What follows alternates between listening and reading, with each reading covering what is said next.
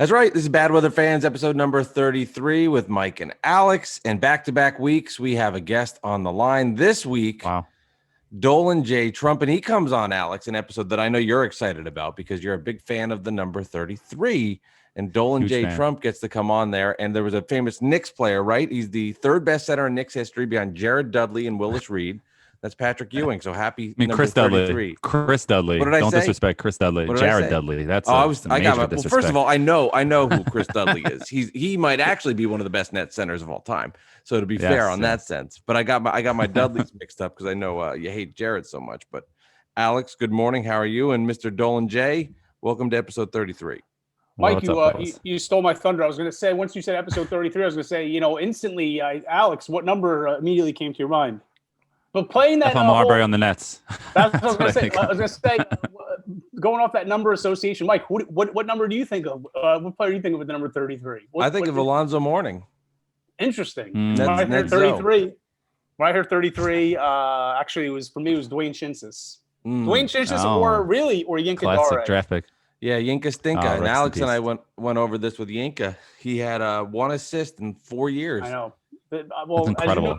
Well, not many people know this, but actually, I had a Yinka. I still have it. I have a Yinka Dare jersey, but it's number 11. Yeah, because I was when I was at the Basketball Hall of Fame with my family. This is when was Yinka Dare drafted? Probably like 1993 or something like that. That sounds right. Something like that. Like around that time era. So I remember I was at the Hall of Fame, and they had like every rookie jersey, and I was obviously a Nets fan back then. And I asked my dad, can you please buy me this jersey? And I had visions of him being amazing because I just remember that NCAA run when he took like George Washington. George Washington. So I was the Yinka defender to the end. So I thought he had potential. I remember he had like one game against, I think it was against like the Raptors, and he had like 10 points. I can't remember who the big man like coach was for them back then, but I don't know. So the Nets thought they had potential too. That's why he was like the 16th pick in the draft. Yeah, whatever it was. Raw. That was his problem. Right. He was raw. He was early. 14th pick in 94 draft. Pick. There you go, 94. Yeah. So right around that you ballpark. don't know about my jersey collection for the Nets is historic. I mean, not many people have the collection that I have. Well, let's show it off. Where is it? We got to see this. Let's hear. Which ones you got? Let's see. All right, I got.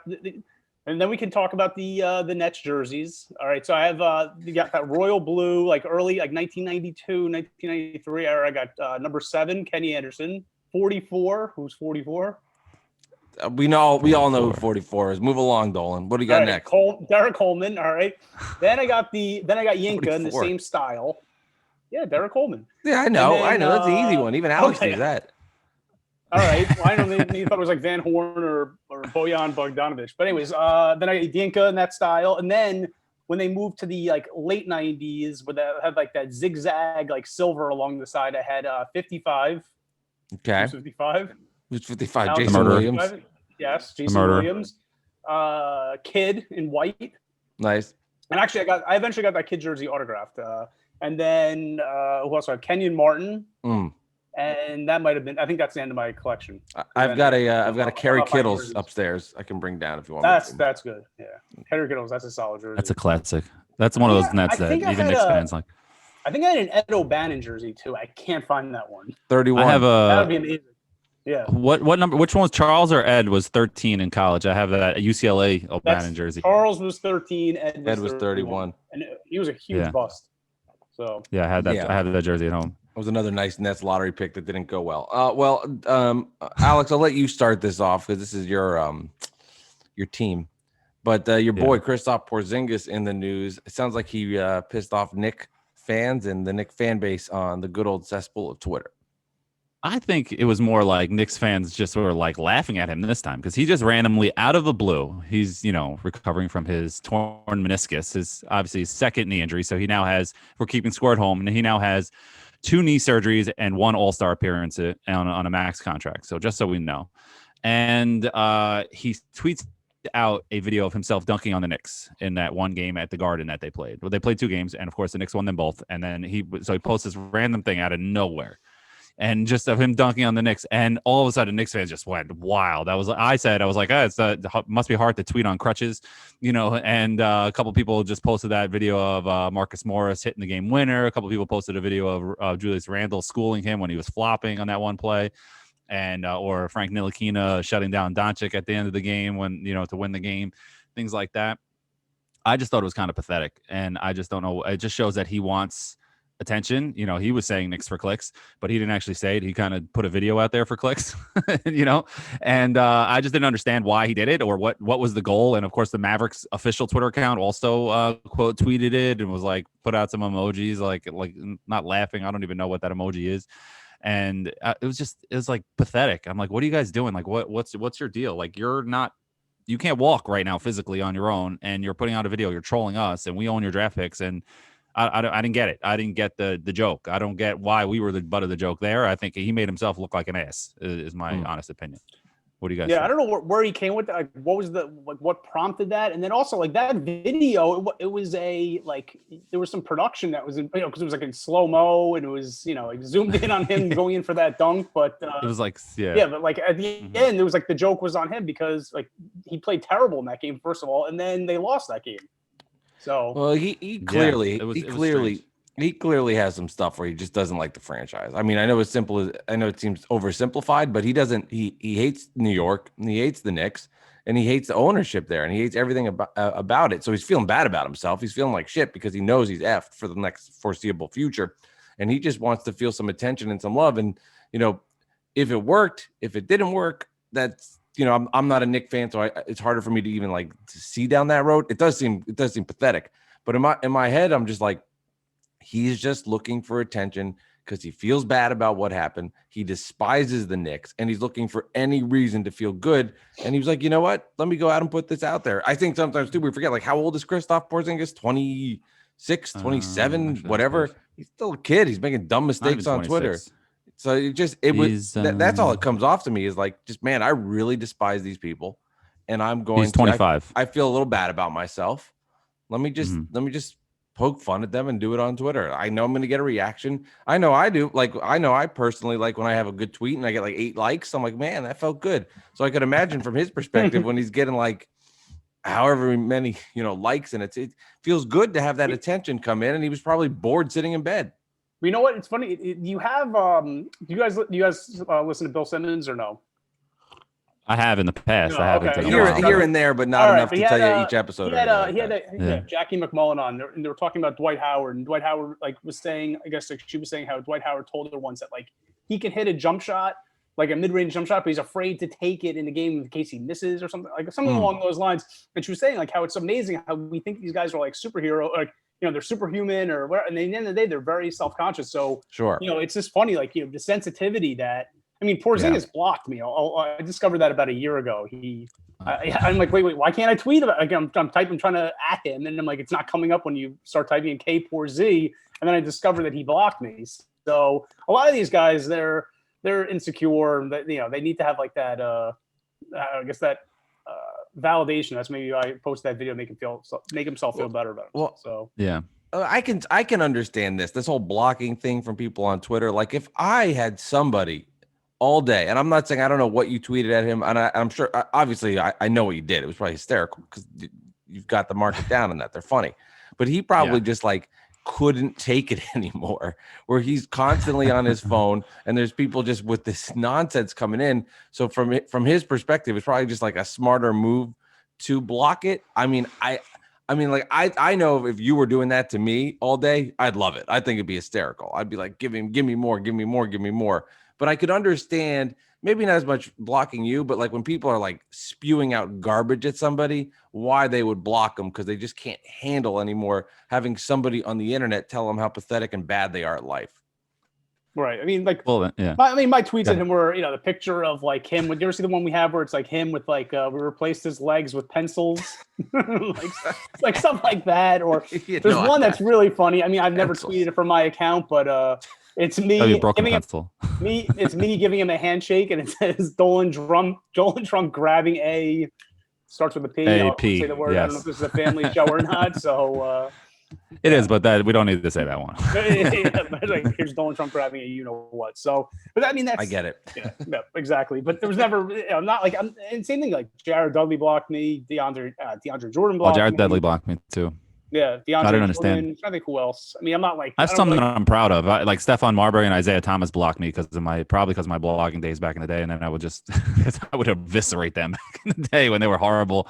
And when I was writing for a bunch of different sites like MVN and all those other sites, and like I was, because there was back then, me and Mike talk about this all the time, and you too, John, Dolan Trump, sorry, that back then in the mid 2000s, the Knicks fans hated the Knicks just as much as everyone else. Like with the Marbury days and Isaiah and making trades every 5 minutes and nothing made sense. Keep adding salary and trading picks or just getting these low draft picks and drafting I love Nate Robinson, but come on, like you know what I mean? Drafting Marty Collins over Rajon Rondo. There was so many things like that. Like he got David Lee and whatever, but like there was no hope on that team. And it's kind of gratifying a little bit seeing that I got to them a little bit, like, you know what I'm saying? But at the same time, it's like, who cares? I don't really care at the end of the day, but it's kind of funny to me. It's kind of pathetic.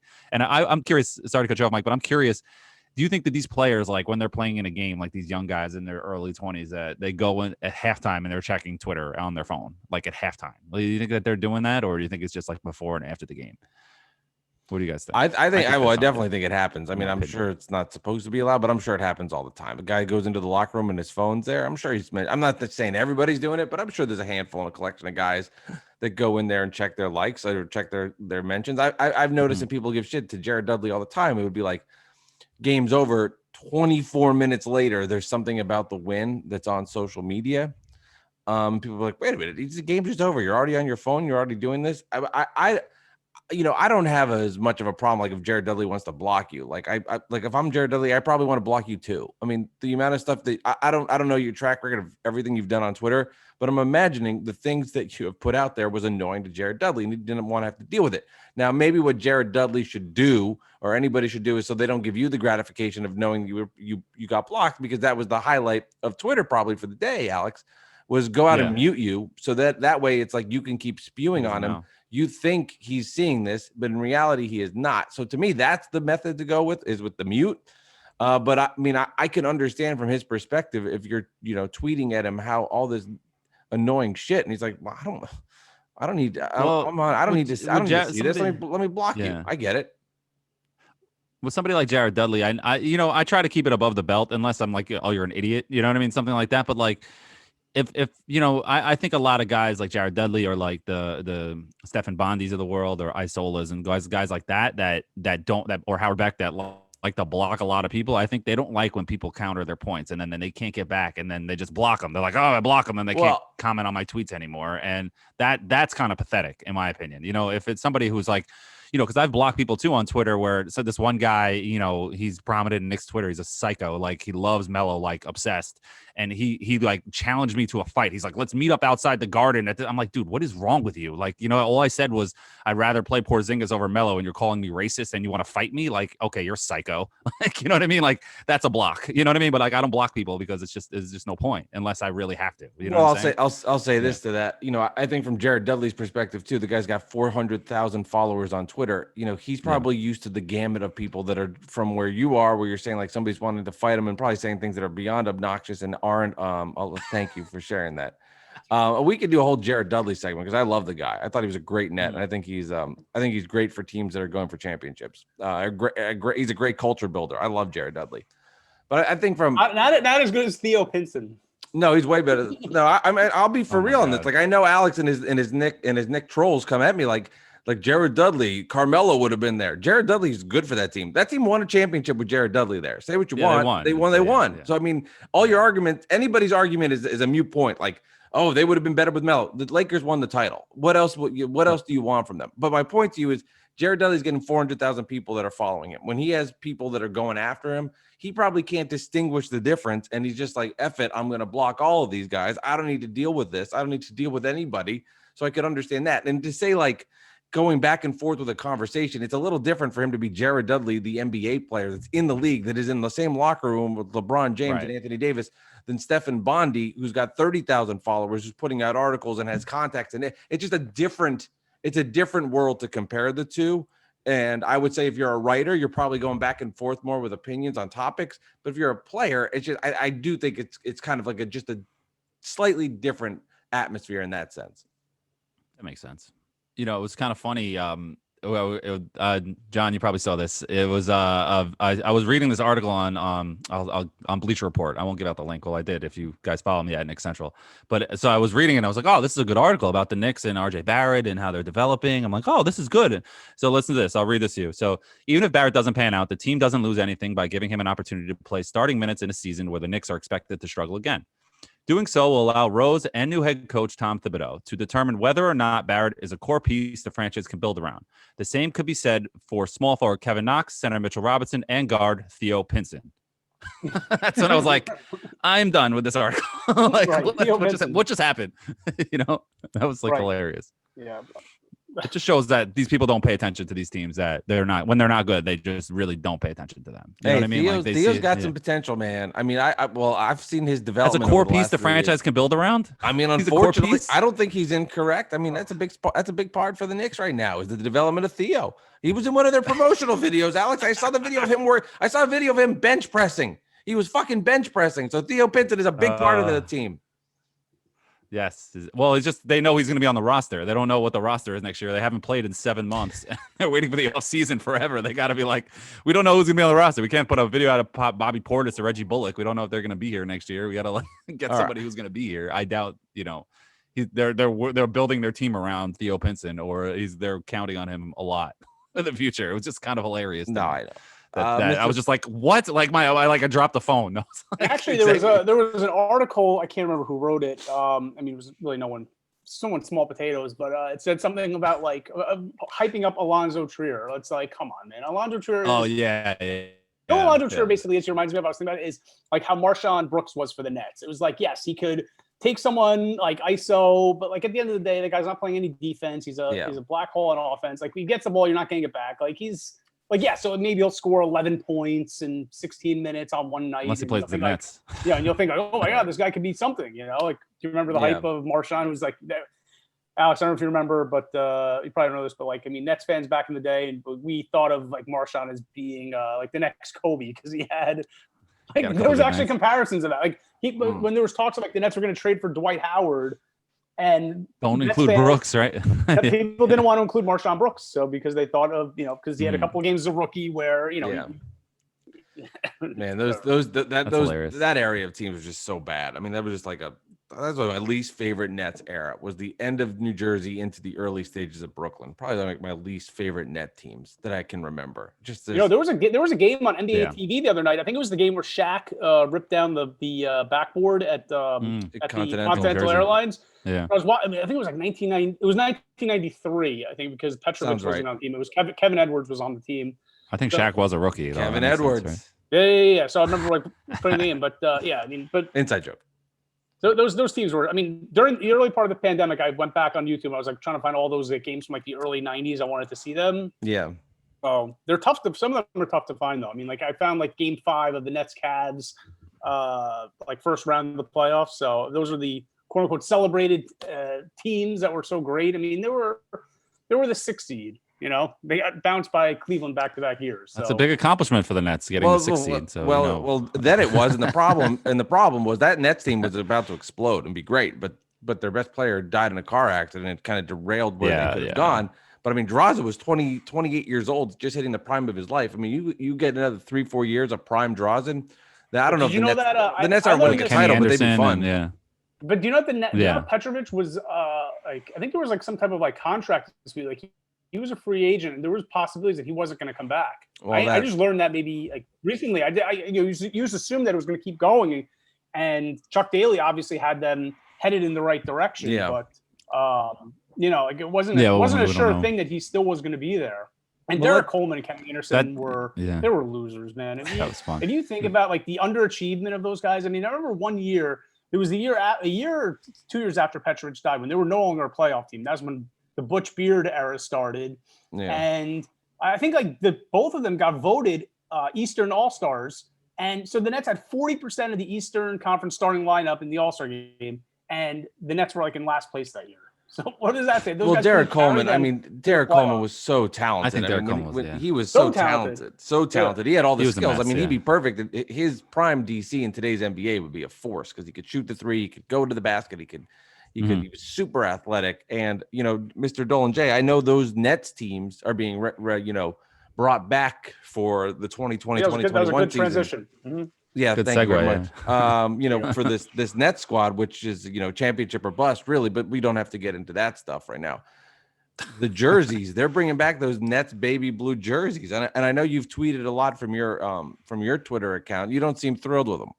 No, I mean, here's why I'm not thrilled with it. And then it's just because I feel like everything with this Nets marketing is just, it's all like gimmicky. It's just like you saw it with Biggie. Like, how can we kind of appeal to like the urban brand, the like Coogee jerseys? Exactly. Yeah. And then you have like, so my whole thing with the Nets is, yes, like those jerseys were when the Nets wore those jerseys. First of all, they wore them for 1 year in 1990, 1991. They were a 26-win team that year. They were terrible. This was before Chuck Daly even got there.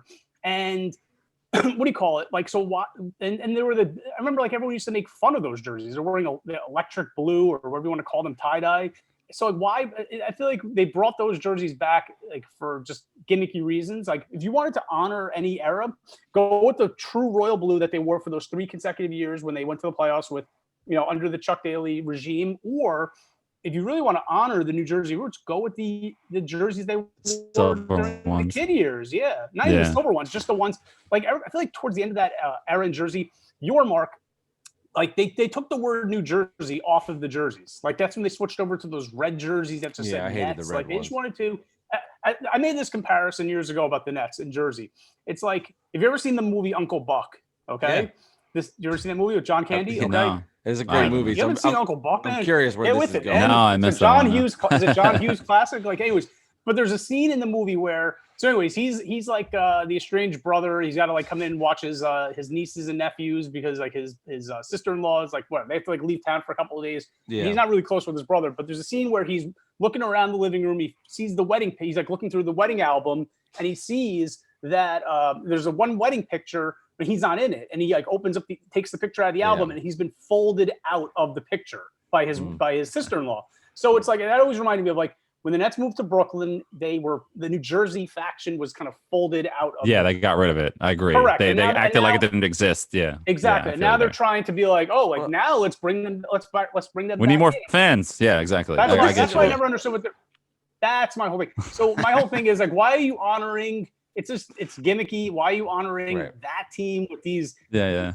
I mean, I remember someone actually posted what do you call it? Because Complex tweeted out saying like these jerseys are fire, this and that, and then someone dug up from the archives. They found an article that said like ranking the worst jerseys of all time in the NBA, and like those Nets jerseys were that. Someone's like, "Hey, is this you?" Like that, So it's funny. You got a lot to say about these jerseys. I love the red, white, and blue ones. The Kenny Anderson ones. Those were the fire ones. But anyway, go ahead, Mike. Like the old ABA. The red, white, and blue ones. Yeah, from the Kenny Anderson era. Those were the ones I thought they were bringing back. I didn't know they were just doing just the baby blue ones. From Julius Erving. And they no, the New Jersey Nets jerseys that were red, white, and blue. It was like blue with like the red nets. I'm looking at it right now. Oh, okay, yeah. Those were fire. Those I liked. Yeah. Those, that was the white one. Then the royal blue one with the red writing was also there. Yeah, the white. Yeah, the road ones are blue. Yeah, but also like, when they were in Jersey, I remember in the second year when they were in the NBA Finals, they wore those throwbacks like the Dr. J throwbacks. Like those looked amazing. Yes, also. They wore them in game. It was game. They lost. It was game. They wore those in Game 5 in New Jersey and lost. And Kenyon was like 3 for 18 from the field. I'll tell you what right now. Was it that game? I'll tell you what. I take personal responsibility for all this. Yeah, you can look it up. I think Kenyon was 3 for 18 in that game. It was Game 5. They lost, and Steve Kerr was a mother. He had some badass shots. Killed him. No, Kenyon. That was Game 6. That was the closeout game. He was terrible in that closeout game. So he was bad in Game 5. What year was this? I remember. What year was this? What year? 2003. 2003.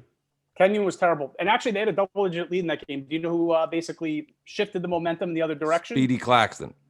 No, in the other basically, the Nets had a double-digit lead late, I think, in the third quarter, maybe the beginning of the fourth quarter. Alex's best friend turned the ball over. Who's that? Richard Jefferson.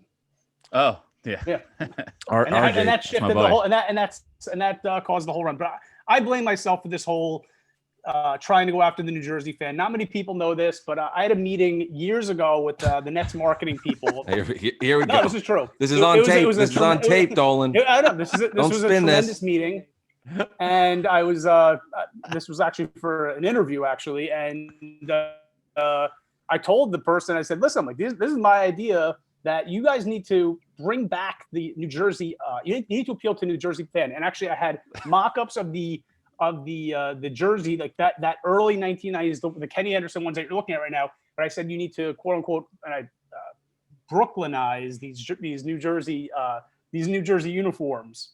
And I said the whole marketing gimmick could be you can call it Brooklyn's New Jersey. So the person who was head of marketing back then was just like, oh, this is actually a pretty good idea. And lo and behold, now we're seeing all that a few years later. So to be fair, I'm sure you're not the only one who thought of bringing back New Jersey Nets jerseys. No, Alex, shut up. So Alex, don't say that. So are you telling me right now that the Nets, Brooklyn Net jerseys are from Dolan J. Trump, and it's and that the idea of appealing to the New Jersey fan came from me. Wow. So do we break news here on the podcast? This was a meeting I had. It was a very good meeting, and I'm for real right now. This was an actual meeting that I had. Peace treaty? It was your peace treaty with New Jersey? This was for they brought me in. They liked what I was doing. This is before Dolan Trump, and this is what I told them. That's some of my ideas. Very nice. So I think we're gonna have to make some phone calls to confirm this from some sources. Can I explain? I'm so fascinated by like the real anger with like taking care of the New Jersey. Yeah, I don't really care about the Jersey. I don't care. I mean, like I personally, as a fan, I still live in New Jersey. My roots are New Jersey. I'm obviously a New Jersey Nets fan, Brooklyn Nets fan. I guess I see this as a marketing ploy to make money and to get dollar bills. So even though I agree with what you're saying, and I think that would have been the route to take, I can't get that upset over that because I know it's all about trying to make money. And I know this is not like truly trying to cater to the exact year or whatever with the Nets when they had the best records. And this is the way they should really go. And I understand this is all about trying to make a couple extra bucks and trying to appeal to probably most of the fans that are buying these jerseys. Don't know that the Nets were 26 and 52, and they don't know that Yinka Dare hadn't had an assist in 75 years. Like they're just trying to be like, oh, those are cool, those look nice. So I guess I can understand from their perspective why they're doing it. So I don't get as rattled because it's not as like official to what real New Jersey Net fans from that era would see this as. No, I'm not angry by any means. I'm just I like laughed at I sound angry. You sound angry. Laughed at the notion when I saw like the tweet come out, like, they did like the whole thing, like, 30 years ago, the Nets wore these uniforms, and they're trying to make like this whole thing, like, they showed like, it was like Petrovic, and then like the screen kind of morphed into like Dinwiddie, like, and I'm thinking, they were a terrible team back then. So that was my whole like laughing at this whole thing, because what it is, the majority of these Nets fans I bet you they can't even name more than two players beyond Coleman, Anderson, and Petrovic. If you ever say like, if you ever say like, who's the starting? No, I hear you. Chris Morris. Well, you can. Chris Morris. All right, let's go. Yeah, well, styles change for jerseys, though. You know what I mean? True. Like back then in the early '90s, that was probably looked at as so ugly, and so were like those. Remember those Nuggets rainbow mountain jerseys, with the Alex English ones back in the day. Like now you look at those, like, wow, those are sick. The Houston Astros, exactly. Yeah, it's just like or the Vancouver Grizzlies. Now they're awesome. The old Raptor ones now they look awesome. But like back then, everyone's like, "What the fuck is this?" So it's kind of like things change. So, and people like the retro look, and I don't have a problem. I mean, I think it's overall pathetic with what the Nets are doing, trying to like all of a sudden like, hey, now we're Jersey. Hey, let's go. Hey, kind of thing. I think that is pathetic. Because I feel like you just spent the last 10 years. You spent the last 10 years being like New York. Not even New York. Now all of a sudden you're like Brooklyn. Not even New York. Exactly. See, this is this is just an example of Nick anger being spewed out on the Nets. Like, who cares? Like, come on, give me a break. Pathetic. This is pathetic. No, this is what's marketing. Excuse me. I'm trying to make money. This is not pathetic. People don't give a shit. You know what I care about, Mr. Trump? You know what I fucking care about when I go into this season? I care about Kevin Durant's legs being good and being ready to rock and going in there and winning 55 games out of 72 and winning the fucking championship. Pathetic. They're trying to make money on jerseys. Like this whole. I guess I just have to put myself in your shoes as a Knicks fan and being like, you know what? I'm so annoyed with this team coming into my market and stealing fans. That's it. That it's annoying you. Who cares? This is them trying to make. I'm glad they're embracing their Nets history. I'm upset it took so long to do it, but I'm glad that it's happening now. And I understand when they got to Brooklyn, they wanted to distance themselves from New Jersey. You want to know why? Because the same reason when you started this podcast and you came on and we all made jokes about how bad the fan base was in New Jersey. So now we're going to go on here when they're in Brooklyn and they want to move and they want to distance themselves from that. Yeah, they wanted to take some time. And now it's settled. So now they're bringing it back and now they're coordinating it together. So if you want to call it pathetic, I call it strategic. Okay. When do you? This is them playing. This is them. This is them playing identity politics. You went to Brooklyn. It's all about Brooklyn, and now you're going back to Jersey. That's what it is. Yeah, it is politics. But that's what. When did the Grizzlies politics? Yeah. But you know what? When did the Grizzlies go back to the Vancouver Grizzlies jerseys? Because they just did that like maybe 2-3 years ago. How long is that? How long have they been in Memphis? I know. But I'll tell you what. I mean, I'm trying to make a comparison. Just from my inner circle, like one of my good friends from high school, his dad had season tickets to the Nets for forever. And as soon as they went to Brooklyn, he's like, he doesn't even watch any games. Like they basically wrote off these people. All my friends from high school who were Nets fans, no one cares about them. Like as soon as they went to Brooklyn, and that was the end of it. Well, or they became indifferent. I went with them to Brooklyn, but then obviously you know where I ended up in life. So, well, that's their choice. That's their choice. They have every right to not have to be Brooklyn Net fans. If they felt slighted because they didn't mention New Jersey enough, like I don't know. From my perspective, the team moved fucking 8 miles away or whatever it was. Like, I mean, it's not that big of a difference. I can get to the arena. Yeah, same market. I wish they mentioned it more, but I'm not going to be like. They didn't move to Seattle. They didn't move to Oklahoma. Kansas City or something. Kansas City. They're down the street. I didn't look at it like they're not taking care of me as a New Jerseyan. Like I still was like, they're down the street. You know, this is a little different. This is a little weird, but I've adjusted to it. And I'm like, this team's headed in the right direction. They're doing well. It didn't bother me as much. It just didn't. Well, yeah, but you said it took you a couple, like not a year, but it took you a little while to be like, oh my God, like, this is still my team. You know what I mean? Sure. Like you probably went through that little bit, like you were mad at them, like they cheated on you a little bit, but I knew for the overall health and growth, something like that. The overall health and growth of the franchise, yeah, it's better for them in Brooklyn. Like it's just easier for them to make money, market the franchise, get free agents. Like it was hard to get free agents to come to New Jersey. I mean, until they made the trade for Kidd, it just never even happened where people would even be on their radar. It was like impossible. Right.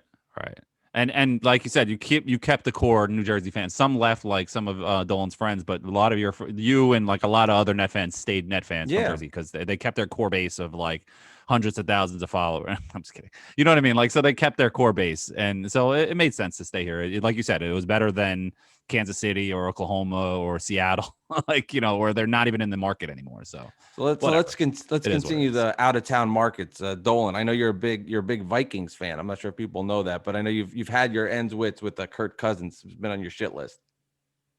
Oh, he's the worst. I know. This actually, this applies to you guys because you have a vested interest in this because I know you're both Jets fans and you were. I'm a Giants. I'm a Giant fan. Mike's a Giants fan.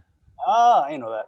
Yeah, so we're all in the same boat because we're all trying to get to the bottom so we can get to Trevor Lawrence. Yeah. So I just had it with Kirk Cousins. Jets fans, you are very lucky that you guys dodged that bullet that he played you in the free agency a couple of years ago to squeeze out a couple of million more from the Vikings. That guy is, what it is? I said that he is Seinfeld reference here. Remember the episode The Two-Face where Jerry's dating that girl where 1 minute she's beautiful and then the next minute like the light changes and he like looks at her he's like all like startled by her. That's who Kirk Cousins is. He's a two-face where one game he is, you see him, he puts up a great box score and he looks really good, and then the next game it's like you can tell by the opening series what kind of game you're in store for. I almost want to ask like these like stats and reference people from like one of these things. Like, here's a study that you can do. If the opening drive of for Kirk Cousins is 3 and out where he looks terrible, the probability that the team will lose the game because of that. So he's just terrible. Yeah, no, and you know what's crazy? It's crazy. Like ever since these Kirk Cousins has been starting to be bad for the Vikings the last year or so. You know, I know he was okay in the beginning and whatever, but I was digging up my old tweets where like I was fighting with fellow Jets fans for months. I'm like, do not sign Kirk Cousins. No. Just draft a quarterback. I don't care who it is. Do not sign Kirk Cousins. They wanted to give him $80 million guaranteed. I'm like, do not sign it. And one of the reasons was like everybody's like, oh, he has great stats and this and that. I'm like, he has never won a big game. He never won. The only time he won a big game was when he did that. You like that thing, that famous quote. And he's never won a big game other than that. And it's just like, I want my quarterback that's going to come up big in big moments, not somebody who's going to pad stats in garbage time or somebody who's going to just win a game here and there 30 to 3. You know what I'm saying? I need my guy to be there. Like, let's draft a quarterback. You know, I thought Darnold was going to be the answer, but like, you know, whatever happened there with Gase and the team, they screwed him over with no offensive line or weapons. Thank God Denzel Mims is back, whatever, sidebar. But, you know, like, I didn't want him. I was like screaming and people wanted to, you know, it's just sometimes Jet fans just get on these little tangents and they want to keep Geno Smith. It's just like, sometimes I just have to school them. You know what I mean? Just have to let them know. Like, do you think they're done with Darnold? Because that's one idea right now for the Vikings is we're as you know, the Vikings media, whatever, saying like, hey, like we can't get to the bottom. What if you offer the Jets, I don't know, like a 3rd round pick or something like that? Dalvin Cook, done. Dalvin Cook, done. Just kidding. But yeah, I don't know. Is Darnold salvageable? Could it be like almost like a Ryan Tannehill? He definitely can be salvaged. That toxic, yeah. I don't know.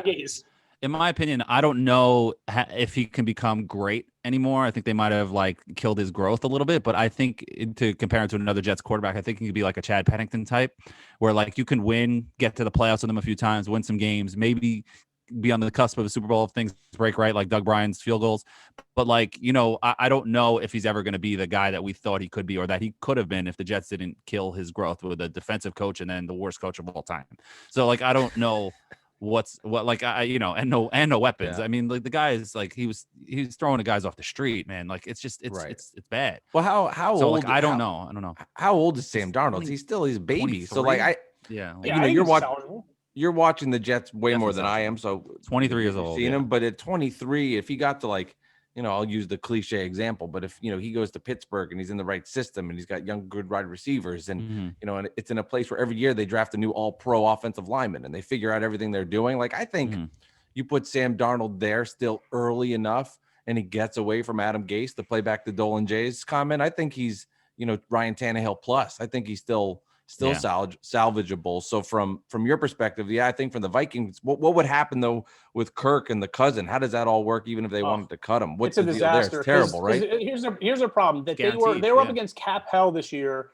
So they signed him to a 3-year, $84 million, everything guaranteed. So this is year 3. So going into this year, they extended him 2 more years because of it, rather than to restructure the deal. So basically, there's some like weird stuff where if they cut him like the day before next season starts, like it lessens their cap hit. But I think in the final year of his contract, he's guaranteed like $40 million, something along those lines. It's like, so it's horrible. And he needs everything to prop him up. And doesn't have the self-awareness to realize like, hey, I'm not good enough without a good supporting cast. You know what I mean? So what stinks is like they had to trade away Diggs. They just traded away Ngakoue because they're not going to be able to afford him. They may have to trade away Daniil Hunter. What was that? They traded all these picks for Yannick, and then they trade him like a few months later. Not even a few months. 6 weeks later, they traded a 2nd-round draft pick and a conditional 5 to get him because they envisioned him and Daniil Hunter were going to be the 2 ends because they have 2 starting rookies cornerbacks this year. So they figured if we have a strong pass rush up front, it'll help out the back end of the defense.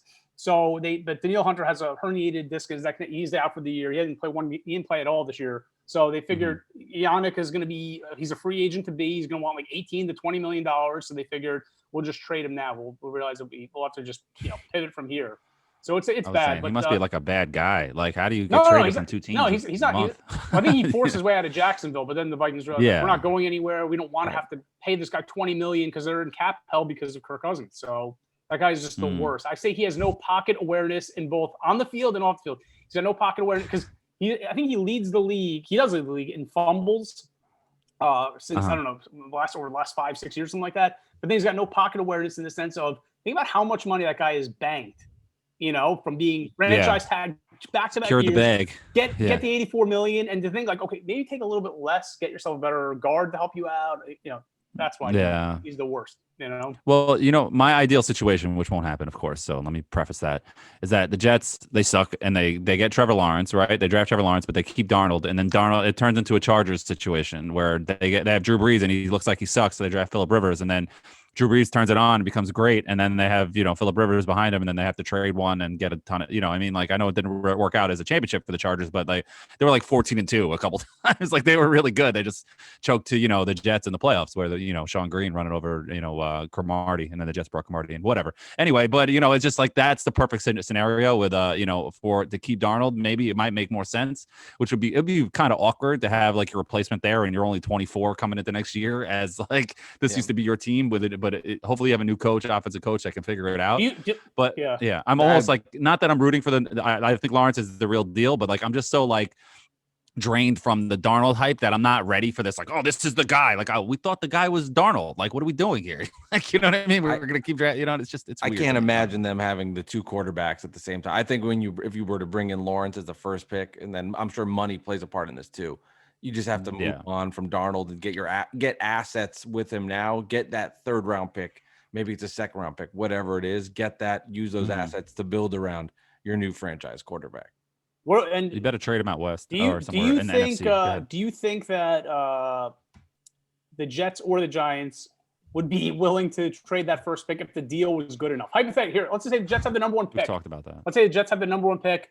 Vikings want to move up to number one. Let's say the Vikings are at pick 4 or 5. Because if I can see this really they're 1-5 right now. They're off this week. They play at Green Bay next week. They get destroyed.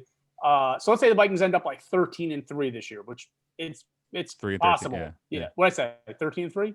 Yeah. Okay. I know. We know what you mean. We know 3-13. We know what you meant. Yeah. Let's say the Vikings come in like, we're going to give you the number 4 pick and other picks as well. But even if they sweeten the deal up with with a player, I better get 1, 2, 3 this year, or 1, 2, 3 next year if I'm even thinking about it. If that's even gonna I feel like I have more confidence in making a deal with Gettleman, because I think Gettleman is a complete bozo where he's so old school. The Vikings be like, hey, like, what if we give you like the I number? think he's getting fired. What if we give you the number 5 pick and Anthony Barr? And you'd probably be like, wow, Anthony Barr, 4-time Pro Bowler. Yes, let's do that. Even like, he's a hog molly. Even though he's over like $15 million a year, that guy also stinks. But, well, I think from I think you're go ahead, the Mike. Giants end. It's all dependent on what happens with Daniel Jones in the next 10 weeks. If he's playing well and the Giants are if the Giants, if he's playing really well and the Giants are showing progress, like they finished 5-11, he played better. They're liking what they're seeing. They think they have their guy for the future. I think if the Giants are, they would be able to make a deal. Now, if they're at the number 1 pick, something either went terribly wrong, because I think the Giants are going to win a couple games. Then something went really wrong with Daniel Jones, and they're the number 1 pick. And then I think at the same stance, like if you're number 1, something went really bad with your season, I don't think you're dealing away that pick, unless it's like just some over the top psycho big deal that we've never seen before. It's just not happening. Well, what were the picks? What were the trades that year with the Rams and the Eagles moved up to get Goff and Wentz? Who made those? I forgot who they traded with to get that. Whatever happened to those teams? I don't even know those deals. But like that was a weird year, but they gave up like king's ransoms, and obviously worked out with the Eagles, but they didn't win the Super Bowl with Wentz. But they wouldn't have gotten there without him because he led them to that crazy record in the regular season that got them home field advantage. But I don't know what happened with those two trades, but we talked about this on a previous podcast about the Trevor Lawrence Godfather offer. If it ever came, would the Jets do it? And Mike kind of talked me out of it. And I kind of agree. Like, you have to take the kid, because let's say this guy becomes Dan Marino and he's like, and you're still like sitting there like, because the Jets don't know how to draft anyway, so you got to just keep taking the kid. Or you have the Cardinals example where you have Josh Rosen one year, then the next year you get the number 1 pick and you take Kyler Murray, and it worked out. Josh Rosen, I don't even know if he's still in the NFL or he's a backup somewhere. It's just like you have to keep doing it. I don't know. Honestly, Tampa, I have no idea. He's on Tampa. Remember that opening weekend? He was singing in the crowd for the Tampa New Orleans game. Yeah, he's on Tampa. Good call. I don't know. My hope is Brady's back. I don't know. I feel like Gettleman is the type of guy to be like, we got our guy. We drafted Daniel Jones 6th overall. He's he's going to be leading our future. Yes, we'll trade the number 1 pick for your number 1, your number 2, and whatever, a future number 3. I have no idea. Yeah, we'll see. It's going to be interesting. All right, Alex, your favorite part and a very fun interactive segment here on the Bad Weather Fans podcast is the interactive Knicks poll question that you put out each and every week and do such a great job with. What do you have for our audience? Oh, thank you. You're very welcome. What do you have for our audience today and for our special guest? It's getting difficult to think of poll questions right now because this is the never-ending offseason for the Knicks. It's been 7 months, so it's just like, what can you possibly talk about it anymore? But so I just made it kind of general. So I said, Knicks fans, what aspect of the offseason are you most intrigued by? The draft, free agency, potential trades, or other? And reply what it is. What do you think everybody's interested in, and what do you think it should be? Should be the draft. Mm-hmm. Dolan? Repeat the question. I'm sorry. What aspect of the offseason are you most intrigued by? The draft, free agency, potential trades, or other? And please reply with what other is. I think trade deals. I think trade deals is something that's probably the most interesting because you have. Yeah. I mean, we were talking about this, Alex, when I was on filling in for Mike. Was it about a month ago when I did an amazing job. But even Mike, I remember you comment, and I agree with you, Mike, what you said, which is about the whole Chris Paul thing. I'm in the camp of I want Chris Paul. I think he accelerates the development and getting the Knicks back on track. I'm all in that favor. You can't have 10, 20, 10 players on the team or something like that are all, like all babies. Like they need a veteran to turn to, someone who's going to help them get them through those tough stretches throughout the year and just help out with the development. So I think trade deals is the most intriguing. I do not want Russell Westbrook is a disaster. I think Russell Westbrook it's kind of like the end of Iverson's where it's like when Iverson went to Detroit and Memphis. I just think that's where Russell Westbrook's heading. If you bring in Russell Westbrook, I know Alex, I know you like Russell Westbrook. The problem with him is that you bring him on the team, he's not making Knox and RJ Barrett and Frank and Mitch Robinson better because he's going to be taking 35 shots a game. Chris Paul, it's a little different. I think he's more of a true. If you can, I don't want to give up anything. I don't want to give up anything. Right. No, I don't want to give up anything either. That's a problem. And then you're giving him $90 million for the next 2 years. It's just like I don't know about that. But. So I would rather, if you want the veteran point guard, sign a Dragic, sign a DJ Augustin, sign a Jeff Teague, sign somebody like that been around the block, that's still got something left in the tank. Augustin still has a lot more left in the tank. Somebody like that. Get rid of Dennis Smith Jr. and draft a point guard with one of these first round picks and go from there. But so what won the poll was draft. It won by 56.6%. Was it the draft? Number 2 was potential trades at 23%, free agency at 17%, and other 2.5%. So a couple of fan responses. So we have Mamba at JJ Walker 718. This is my guy. He goes, watching the team come together, even if it remains the same, I firmly believe we have good young talent that just wasn't used correctly or given the amount of playing time that they should have been getting. It's kind of a fair comment. I guess he's voted for other. Then we have my guy Cedric Shine at Cedric Shine, Shine. He goes all of the above. So he's just can't wait for the offseason. We have Mike Wallace at Hobby Wally. Mostly interested to see what the new front office does and if there is an actual plan and path to being even a decent team. That one, fair point. That is interesting because we just don't know what the the Leon Rose regime is going to do. Right. We don't know which way they're going to pivot. Are they going to just go along the routes of finding veterans they think to fill in holes, drafting the young players, and just continuing to build, or does he go in the Russell Westbrook direction and just, kind of blow it up and try to same old Knicks, try to get them better fast and not ultimately to where they, title contenders. So, it kind of persuaded me. I think that to me is the most interesting part of this offseason is just Leon Rose and what the hell is he going to do? And what's his overall philosophy going to be for the organization? I don't think they're going to. I feel like that's the Steve Mills route to trade for Westbrook. I feel like would have happened. And you can even see the media's already playing up. Oh, Westbrook in the Garden. Him and Durant are going to duke it out in the battle for New York. Like that's what the media is.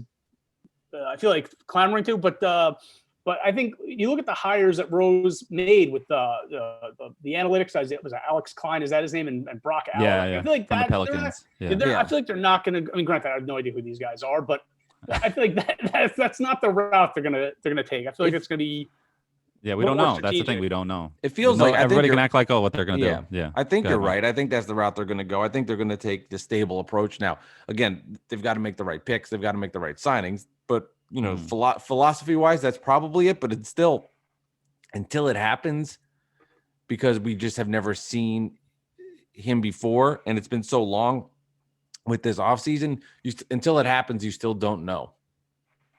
Yeah. So shout out to @Hobby Wally. He's got a great response. You garnered a lot of content there. Good job. Then we have Knicks fans don't cheat. He's at SKB1EER. He goes, I want to see what's our return for Portis, Payton, and Ellington. I think that was kind of a joke.